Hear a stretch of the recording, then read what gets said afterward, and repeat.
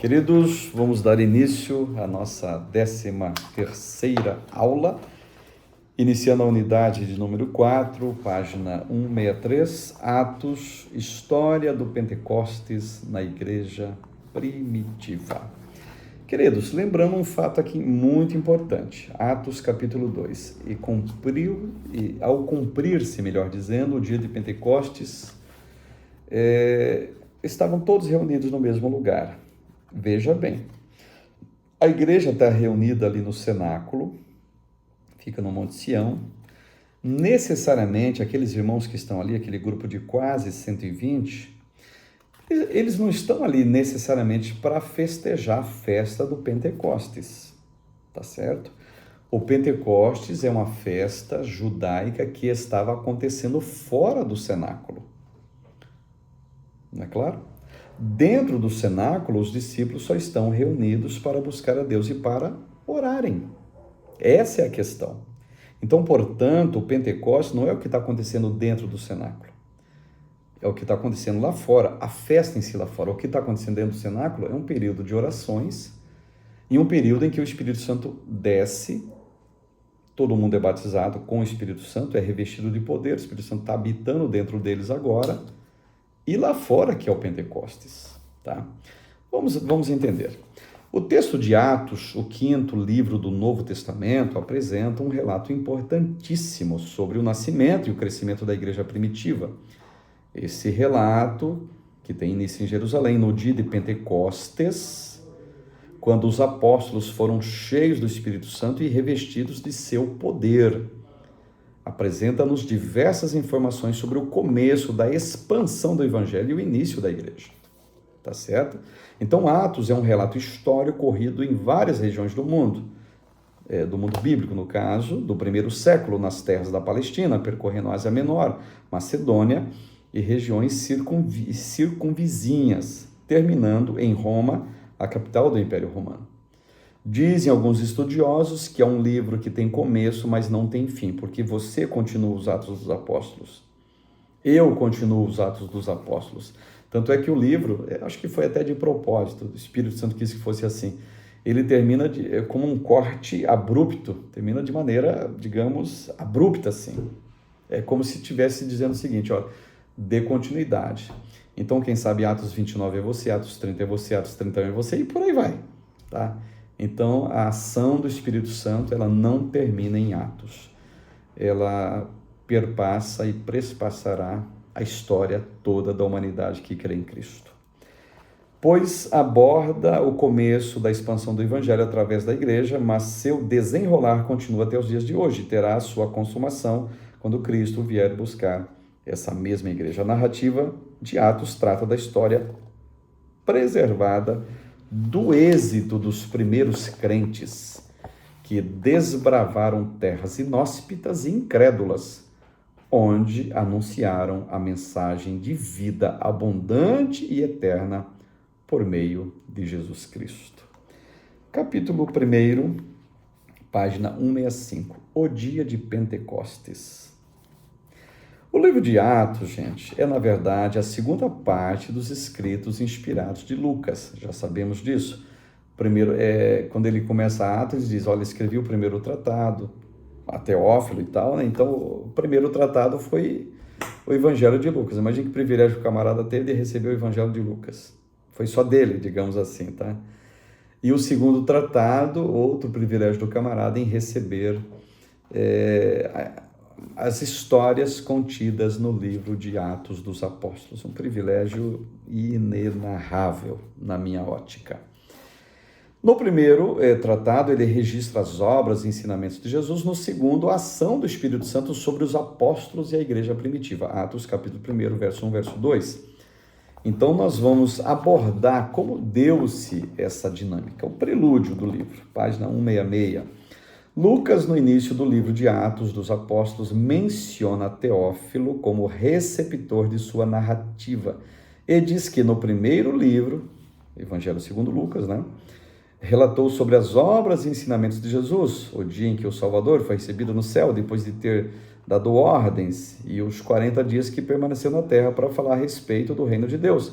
Acrescentou que no final desses 40 dias, o Messias determinou que permanecesse em Jerusalém, aguardando o cumprimento da promessa do Pai, de Deus, o batismo com o Espírito Santo. Pois João havia batizado o batismo com água, mas eles seriam batizados com Espírito Santo e testemunharia tanto em Jerusalém como em toda a Judéia, Samaria e até os confins da terra. Então, o Lucas começa a ensinar o seu receptáculo, o seu ouvinte principal, o seu alvo principal do livro, que é o Teófilo, acerca, primeiramente, do que aconteceu tudo com Jesus, digamos assim, Jesus na terra. Lucas, Evangelho de Lucas, Evangelho do Homem Perfeito, enfim, o Teófilo recebe. Agora é o seguinte, agora Jesus está no céu. E quando ele chega ao céu, conforme João registrou, olha, quando eu for, ou seja, quando eu for como? Quando ele morrer, quando ele perder a sua vida, eu rogarei ao Pai e ele vai mandar para vocês um outro Consolador, o Espírito da Verdade. Então aqui em Atos está acontecendo, do primeiro capítulo até o último capítulo, uma promessa contundente de Jesus que se cumpriu cabalmente a partir de Atos capítulo 2. O Espírito Santo que desceu ali, gente, em Atos capítulo 2, aqui discordando de alguns segmentos cristãos cessacionistas, dizem, depois da morte de Jesus, depois da morte também, do último apóstolo, os milagres não tem mais, não aconteceram mais. Queridos, está errado. O Espírito Santo ele não veio habitar nos discípulos apenas, e os discípulos morrendo, o Espírito Santo voltou para o céu. O Espírito Santo habita em todo aquele que crê. Então não cremos, não pregamos, é antibíblico, até não tem nenhum documento bíblico, versículo, capítulo que prova, que ateste o cessacionismo. Jesus Cristo é o mesmo, ontem, hoje, vai ser o mesmo eternamente. Os milagres são para hoje, o poder é para hoje, a graça é para hoje. Agora, se os homens decidiram não crer que o poder é para hoje, os milagres são para hoje, esse é outro assunto, mas o cessacionismo não existe. E no prelúdio do livro de Atos, conforme está na página 166 aqui do livro, quem tem, essa verdade é atestada. O Espírito Santo veio para ficar. E só vai sair daqui quando ele for levar a igreja. Isso é um outro assunto. Mais à frente, quem sabe a gente comenta. Teve a escolha de Matias também no começo.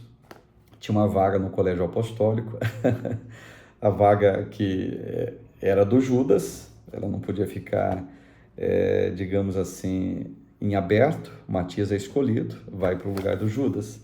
Página 167, um dia excepcional, a festa de Pentecostes, também conhecida como a festa das semanas, no Antigo Testamento, ou festa das primícias, era um evento que acontecia durante 50 dias, 7 semanas, após o encerramento da festa da Pessac, da Páscoa, em agradecimento a Deus por suas provisões. No último dia dessa festa, chamado dia de Pentecostes, marco da finalização dos 50 dias, era realizada uma Assembleia Santa, na qual os judeus não realizavam nenhum trabalho braçal e agradeciam a Deus por sua subsistência, ofereciam sacrifícios e ofertas ao Senhor, símbolos de sua gratidão a Ele.